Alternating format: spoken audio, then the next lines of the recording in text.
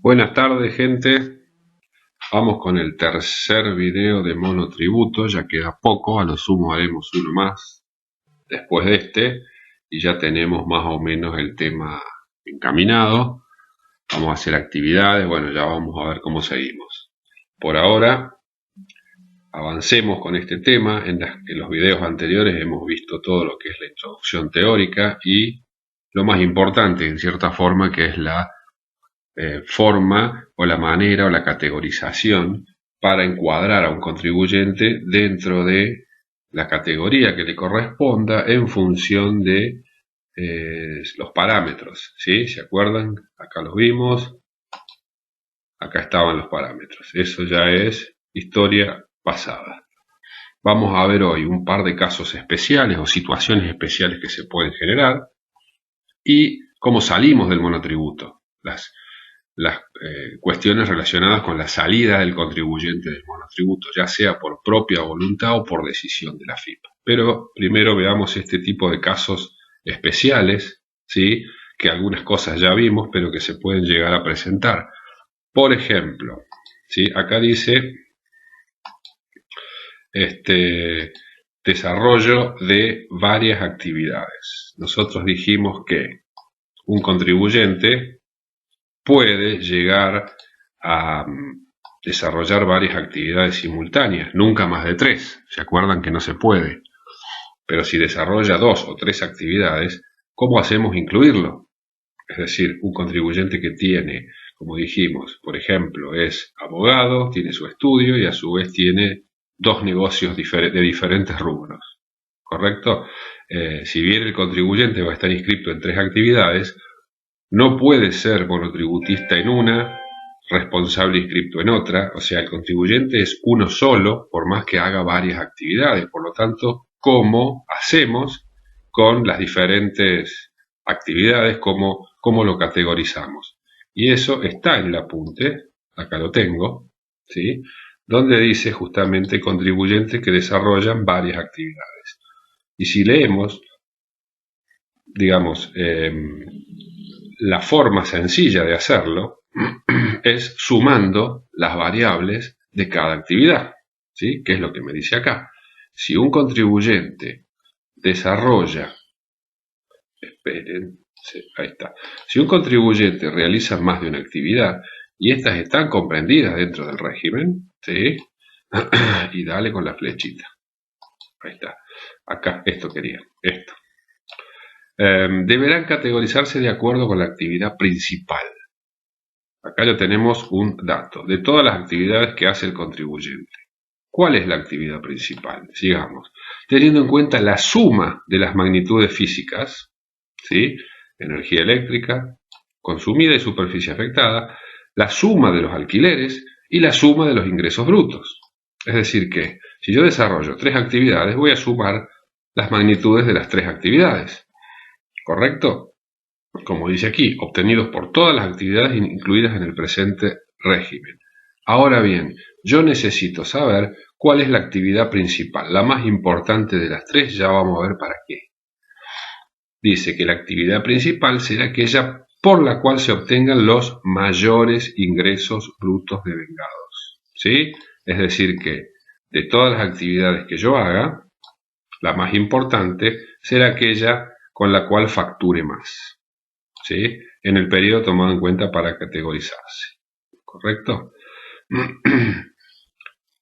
Ahora bien, ¿para qué me sirve a mí saber cuál es la actividad principal? Esta que decimos acá. ¿Para qué? Si yo sumo todo y me meto en la categoría que corresponda. Bueno, la actividad principal es importante saberla para definir si el contribuyente debe ser encuadrado como vendedor de cosas muebles o como prestador de servicios. Recuerden que la tabla, la vamos a ver, la tabla me hacía diferencia. ¿Sí? Vamos a la tabla.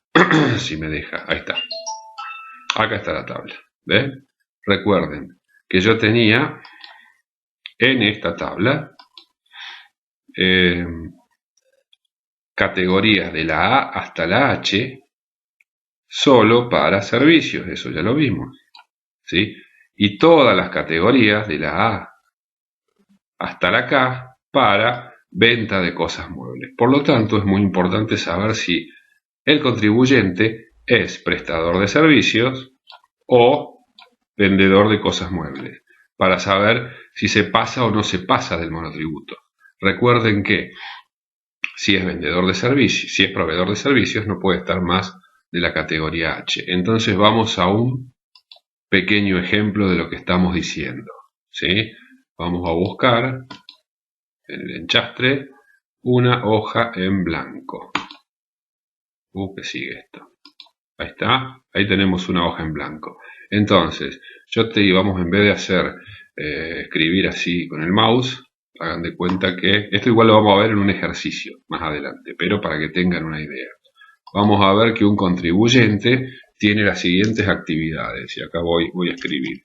Es abogado, por lo cual obtiene ingresos anuales por 400.000 pesos.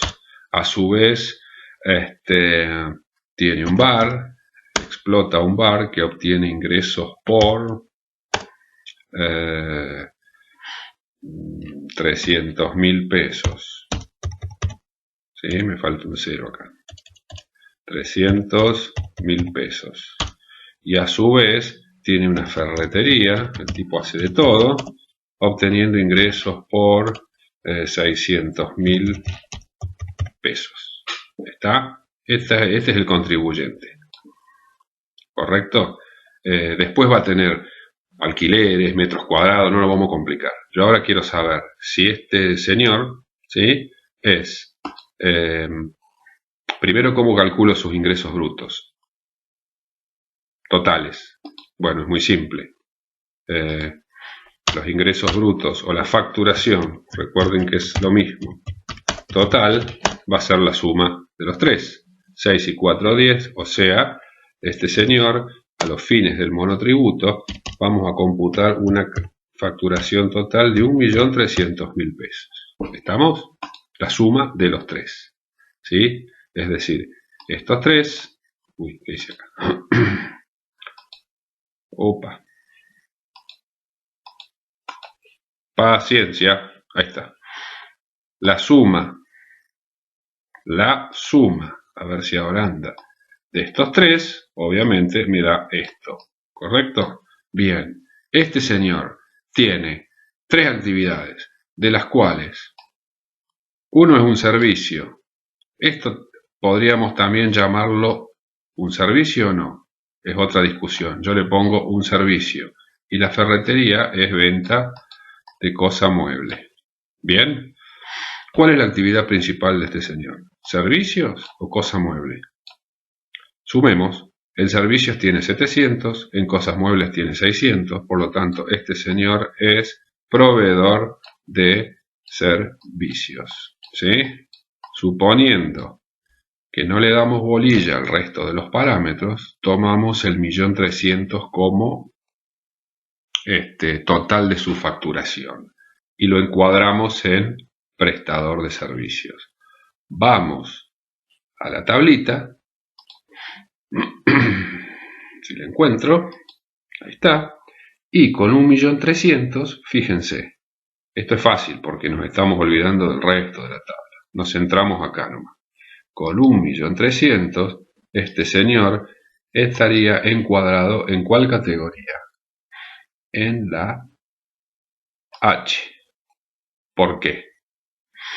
Vamos a moverlo esto, bueno, déjalo ahí. Porque con 1.300.000 se pasa de la G, fíjense, la G dice 1.252.000, me paso a la siguiente, que dice 1.739.000. ¿Soy servicio? Sí. ¿Llego? Sí. Categoría máxima, categoría H.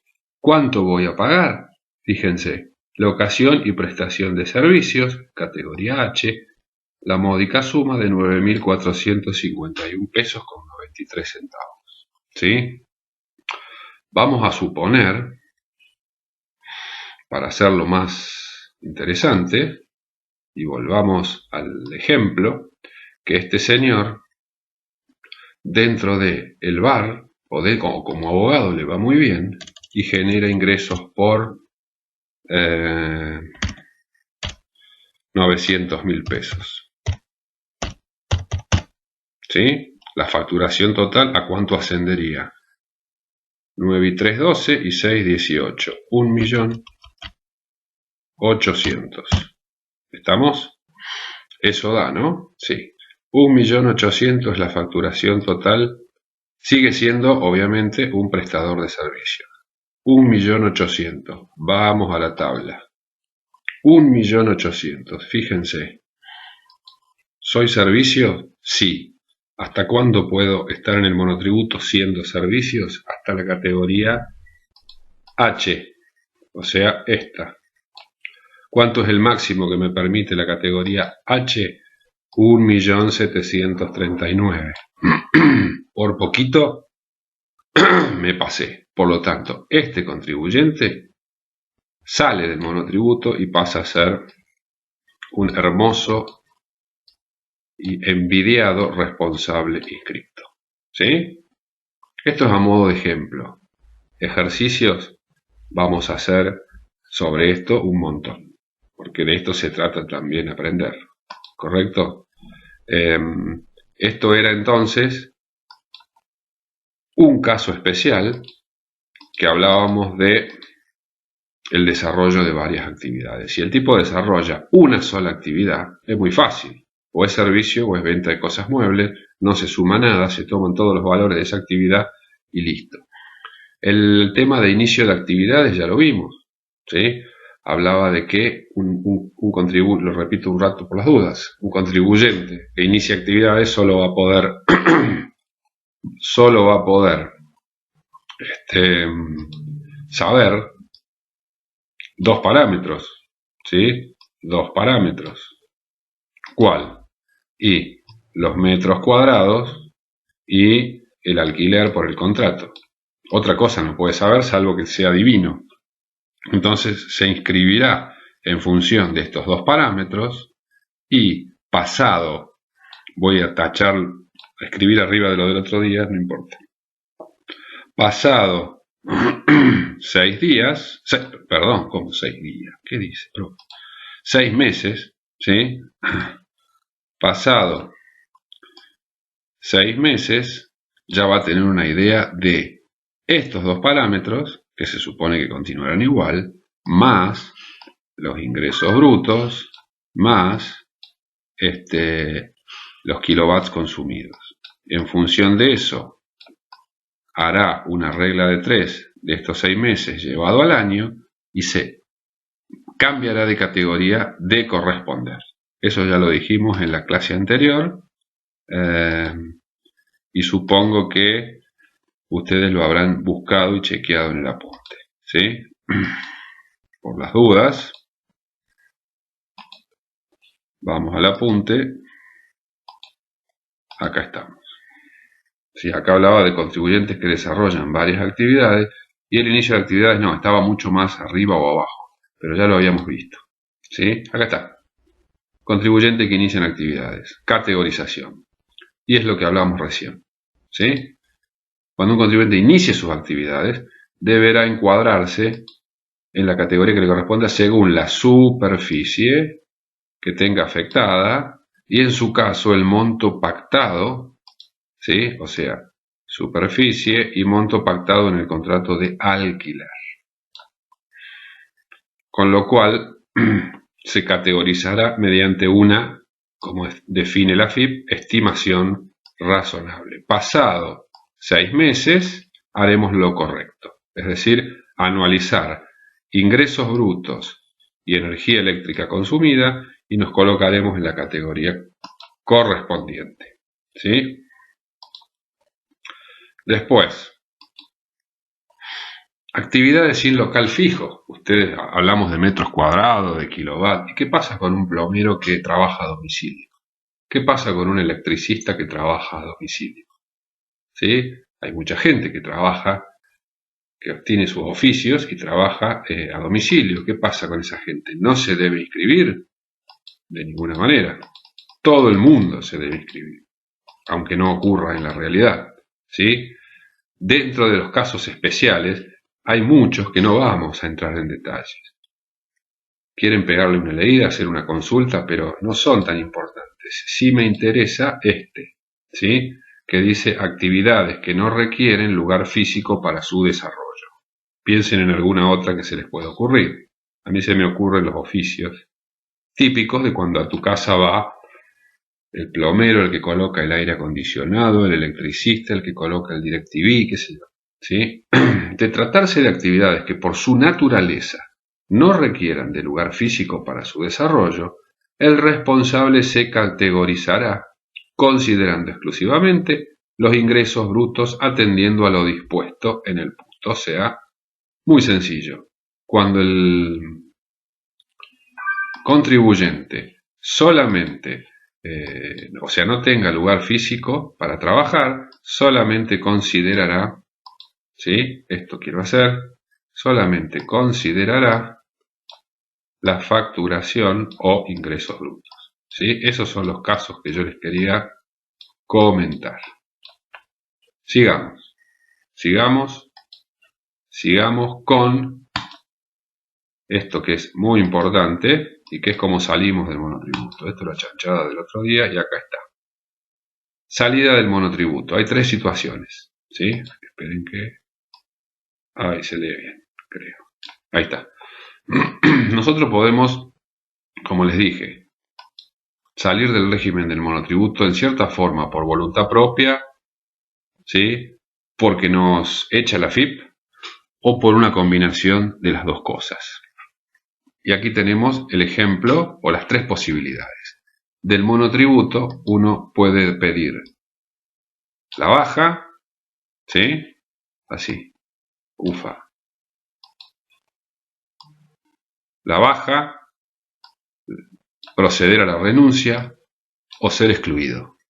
¿Estamos? Vamos a explicar cada una con sus causales. ¿Está? Acá tenemos, miren, la baja del régimen es justamente cuando procedemos a salir, ya sea por dos situaciones, ¿sí? Cuando hay un cese de actividad, terminamos, cerramos nuestro negocio, dejamos de trabajar en lo que estábamos y por lo tanto se produce la baja automática por cese de actividad, ¿sí? ¿Qué característica tiene esto? Que nosotros nos vamos a ir del monotributo al mes siguiente, no vamos a pagar más y nos podemos inscribir nuevamente cuando nosotros así lo consideremos necesario. A los 2 meses, al mes, cuando querramos, abrimos otro negocio y volvemos a entrar al monotributo. La otra posibilidad es la baja de oficio, esta, que es efectuada por la FIP. ¿Sí? ¿Y cuándo ocurre eso? Cuando la FIP detecta que no hay pagos por 10 meses consecutivos. ¿Sí? Es decir, el contribuyente, porque no puede o porque se durmió y cerró el negocio y no pagó más, pero a su vez no dio la baja automática, la FIP en esos 10 meses que no detecta pagos te da de baja automáticamente. Pero hay un problema acá, ¿sí? Esta situación genera algo complicado que es una deuda. Esto es muy común que ocurre. La gente abre un negocio, se inscribe, le pone pilas, todo, y al tiempo el negocio va mal, lo cierra y se quiere olvidar de todo lo que tenga que ver con el negocio. Y no es tan así. Vos tenés que darle un cierre al negocio. Por ejemplo, dar de baja el monotributo, porque si no lo haces, la deuda sigue corriendo. Indefinidamente, no. 10 meses.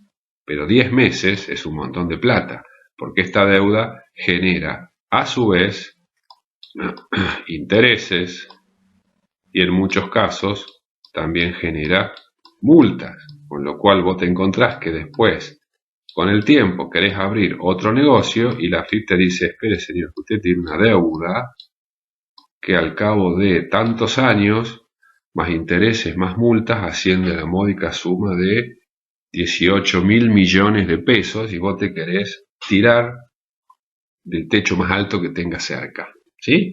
Esto es muy común, cuando hay mal asesoramiento, cuando la gente es desordenada, Ustedes no tienen que serlo porque se van a dedicar a esto. ¿Sí? Esto es la baja. Esto es la baja del régimen. Vamos a la renuncia, que una cosita más de la baja de oficio, o dos cositas más. Acá, en el primer caso, vos podías volver cuando quisieras el monotributo. En el segundo podés volver siempre y cuando canceles la deuda. ¿Sí? Puede haber facilidades de pago, cuotas y demás, pero la tenés que pagar. Vamos a la renuncia.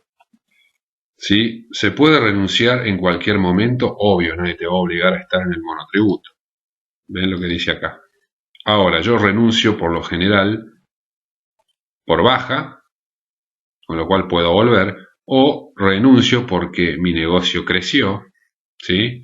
Y me paso a responsable inscripto, porque los parámetros ya no me daban para estar en el monotributo. Si eso ocurre, no puedo volver por 3 años calendarios, ¿sí? Esto es para evitar que la gente irresponsablemente vaya y vuelva del monotributo como si fuera una calecita. Si vos tomás la decisión de pasarte a responsable inscripto, y esa decisión es bastante responsable, porque quiere decir que tu negocio creció y vos querés cumplir con los impuestos y con tu obligación, después por 3 años calendarios no podés volver al monotributo. Hacemos acá un paréntesis. No hacemos nada, porque si no se me va a borrar todo. Después les explico el tema de año calendario. Háganme acordar, no sé cómo me van a hacer acordar, pero no importa. Yo me voy a acordar. Vamos a la tercera causa de salida del monotributo, que es la exclusión. Exclusión. Exclusión suena a castigo, y de hecho lo es. La exclusión es cuando vos no cumpliste con alguna de las condiciones y la AFIP automáticamente, para decirlo en cordobés, te raja del monotributo. Te echa, te limpia, te saca. ¿Sí? Porque vos no estás, porque no están dadas las condiciones para que lo estés. Por lo tanto, ¿cuáles son esas causales? ¿Por qué la AFIP te puede excluir del monotributo? Algunos ya ustedes las deben deducir. Si yo supero los montos de la última categoría en la tabla, ya sea servicio, venta de cosas muebles, ya sea ingresos brutos, kilowatt consumidos, metros cuadrados, y la otra que no me acuerdo, ¿sí? Al superar los montos de la última categoría de la tabla, automáticamente quedo excluido del monotributo. ¿Sí? Cuando es automáticamente, es ya. ¿Sí? Obviamente, nadie en el día puede saber si pasó eso, pero en el mes, automáticamente, si vos te pasaste en la facturación, consumiste más energía, ampliaste el local y por lo tanto tenés más metro cuadrado, o te aumentaron el alquiler y te sacaron del monotributo, quedas afuera. ¿Sí? ¿Qué otra posibilidad o causal hay? Superar el precio de venta unitario actualizado. ¿Se acuerdan de eso? 29.000 pesos. No podés tener en tu negocio o empresa ningún producto que a la venta cueste más que eso, que está en la tabla. Si automáticamente tus productos suben de precio y vos facturás, vamos a suponer que decís, ¿cómo vas a ver la FIP lo que yo vendo? ¿Qué idea tiene? Tiene que venir acá y preguntarme los precios. Correcto. Entonces vos, inocentemente, un día estás trabajando, viene un cliente, te compra un producto que vale 40.000 pesos, por poner un valor, vos se lo vendés y como corresponde se lo facturás. La FIP ve la factura y dice, ¿qué pasó acá? Este señor está vendiendo productos de más de 29.000 que dice la tabla. Por lo tanto, pin, te pega un shot y te sacas del monotributo. ¿Sí? Tercera causal, gastos incompatibles con la categoría declarada. Esto es vivir más allá de lo que vos declarás. ¿Sí? Si vos declarás que facturás por año o por mes 100.000 pesos y decís yo soy pobre y no me da el cuero y demás, y vas al súper con la tarjeta y la reventás comprando de todo, te vas de vacaciones todos los años al exterior y en el exterior reventás la tarjeta comprando de todo, si te compraste un auto que vale 10 veces lo que vos ganás, etcétera, etcétera, etcétera, la FIP investiga y te saca. ¿Sí? Piensen que todo gasto que se haga con tarjeta de crédito o de débito toda compra de un bien registrable, o sea, inmueble, casas, motos, todo movimiento bancario que vamos a ver más adelante, es fácilmente detectado por la AFIP y por lo tanto te arma un perfil de consumidor o de contribuyente, y si claramente no es compatible con tu categoría, automáticamente te saca. Vos después podrás defenderte y demás, pero esto le pasa a mucha gente que quiere pagar pocos impuestos, declara poco y vive como millonario. Entonces la FIP automáticamente te saca del monotributo y te generan deudas que ya vamos a ver. Tercera o cuarta, mejor dicho, exclusión. Depósitos bancarios incompatibles con la categoría declarada. ¿Sí? Si vos tenés en tu cuenta bancaria de monotributo, que vos decís que facturas poco y demás, depósitos por 200.000 pesos un día, ¿sí? 300.000 el otro, ¿sí? Y a la semana te zarpaste y te aparece un depósito por 1.000.000 de pesos, estoy diciendo cualquier cosa, la AFIP lo primero que hace es mandarte una cartita y decirte qué significa toda esta plata. No, pero yo la saqué, decís vos. Mira el saldo pobre que tengo. No, a la AFIP no le importa lo que vos sacaste, le importa lo que entró a la cuenta, porque se supone que este dinero tiene un origen, para algo te lo depositaron, ¿sí? Lo más normal que supone la AFIP es que vos estás vendiendo esto y declarando, ¿sí? Y declarando esto, o sea, carita triste, ¿sí? Declarando una porquería de ingresos, o sea, me estás engañando, te dice el FIP. Por lo tanto, salga del monotributo, salvo que me demuestre que estos importes son extraordinarios y tienen alguna explicación. Un tío que te regala plata, qué sé yo, cualquier cosa. Pero si no lo podés justificar, estás al horno, porque la FIP te saca del monotributo. Vos no podés decir que vendés 2,50 pesos y tener una cuenta bancaria de Donald Trump, ¿entendés? Moviendo plata como loco. Por eso, al comerciante no le gusta tanto vender con tarjeta. ¿Ah? Ustedes dirán, ¿qué tiene que ver? Algunos ya lo saben si manejaron algún negocio. La venta con tarjeta es dinero que ingresa al banco, ¿sí? Por lo tanto, la FIP se entera que vos vendiste con tarjeta. Toda venta con tarjeta es declarada y por lo tanto te infla la facturación, te infla la cuenta bancaria y vos andás corriendo como loco para tratar de justificar y el contador te llama y te dice, ya no sé de qué disfrazarme porque vos me decís que ponga que vendés 2,50 y resulta que la cuenta bancaria tuya entra más plata que un millonario, entonces no la puedo dibujar más. La FIP empieza a apretar, apretar, apretar, y si no te portás bien, o sea, subís la categoría o te haces el pobre, esto dicho bien así en claro, te sacan del monotributo y esto va con multa. ¿Está? Bien, vamos con otra causal de exclusión. Esto es muy importante lo que acabamos de hablar, ¿sí? Sobre todo estos dos, miren, este y este. Es lo más improlijo que hace un contribuyente. Le dice al contador, yo quiero pagar pocos impuestos, inscribime en la categoría A, que es ni pobre, ¿sí? Bien. Y resulta que después el tipo se compra una Toyota Hilux 0 kilómetro de 4 millones de pesos. No hay que ser contador ni funcionario de la FIP para darse cuenta que esto es una chantada. Un tipo que está inscrito en la categoría más baja del monotributo no puede comprarse un vehículo de este valor. Por lo tanto, el contador lo llama y le dice renuncio, ¿sí? Por eso les digo, es lo más común que suele ocurrir en los contribuyentes que no son coherentes, y hay muchos. Hay que vivir de acuerdo a lo que uno declara. ¿Vos querés pagar pocos impuestos? Bárbaro, bárbaro. Pero vas a tener que vivir como si ganaras poco. ¿Estamos? ¿Eso está claro? Cualquier cosa me preguntan. Casos puntuales. Sigamos. Dijimos que un importador es aquel que importa o trae mercadería de afuera para su posterior reventa en el país, no puede ser nunca monotributista. Por lo tanto, si la FIP detecta importaciones, te saca del monotributo. Ninguna discusión al respecto. También dijimos que no se pueden tener más de 3 actividades simultáneas. La FIP detecta que tenés 4, te saca del monotributo.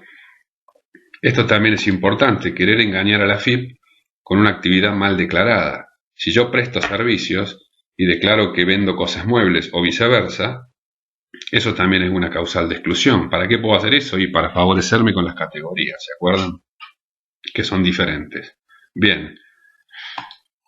Otra, operaciones no respaldadas por comprobantes correspondientes, es decir, lo que hace todo el mundo.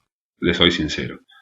No facturar las ventas. ¿Sí? Si la FIP supuestamente detecta que no facturaste las ventas, te puede sacar del monotributo porque supone que estás subfacturando o declarando menos. ¿Por qué le digo que lo hace todo el mundo? Porque ustedes cuando van a comprar algo, saquen la cuenta cuántas veces le dan factura y cuántas no. ¿Sí? Y van a llegar a la conclusión de que la mayoría de las veces no te dan factura. Por eso, para tratar de achicar el monto de facturación. Y la última, que la FIP puso acá como algo, esto es muy difícil. Entiendan que hay cosas que son muy difíciles de controlar. ¿Sí? La FIP tiene sistemas informáticos cada vez más sofisticados y cada vez controla más, pero es imposible controlar todo. Bueno, esto es bastante imposible, aunque lo puede llegar a hacer. Esta última. Dice que los gastos más compras, esto es muy similar o refuerza este concepto. ¿Sí? Gastos incompatibles con la categoría declarada. Esto es como algo relativo. Bueno, acá le pone números la FIP. Te dice, si vos gastás o comprás mercadería o vivís y el total de tus gastos más compras son más del 80%, ¿sí? En el caso de cosas muebles, o más del 40% en el caso de servicios, de los montos de facturación máximos que vos declaraste para cada categoría, también es una causal de exclusión. ¿Sí? Recién vimos que la última categoría de servicios era o de cosas muebles también sirve, era la categoría H que dice 1.700.000. ¿Sí? ¿Qué dice la FIP? Si vos gastás en tu vida o comprás mercadería por un valor que supere el 80%, ¿sí? De este valor, yo te saco del monotributo porque nadie puede ganar 1.700.000 y gastar en consumo y en compras de mercadería 1.600.000, porque quiere decir que no te queda plata para nada. ¿Sí? Por lo tanto, son estimaciones, presunciones, así se dice, que hace la FIP y que le dan a entender que le están metiendo el perro. Y por lo tanto, actúa de oficio y automáticamente te saca. ¿Qué es actuar de oficio? Es un término muy utilizado en derecho, por abogados. ¿Sí?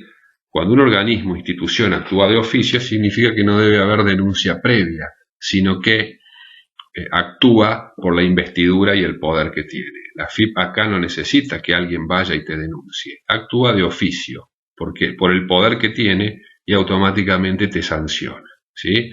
En este caso del ejemplo, 1.700.000 que yo declare que facturo y mis gastos, mis compras, mi total de salida de plata resulta que es 1.6 millones, o sea 1.600.000, la FIP estima que esto no es coherente, no es consistente y por lo tanto, ¡pum!, fuera, te saca del monotributo.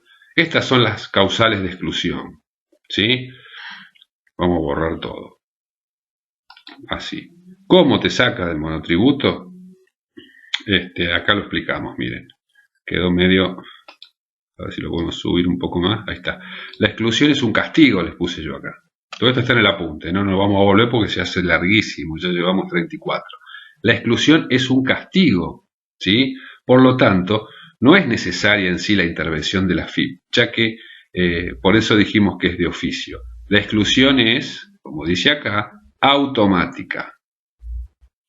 Si pasa algo de esto, vos deberías saber que te tenés que ir solito del monotributo. ¿Vieron cuando los jugadores pegan una patada y se van solos antes que el árbitro los eche? Bueno, así. ¿Está? Si vos haces algo de esto, que no es un delito si vos te vas del monotributo. Ahora, si vos te quedás, aguantátela, porque si te pescan, puede ser grave la sanción.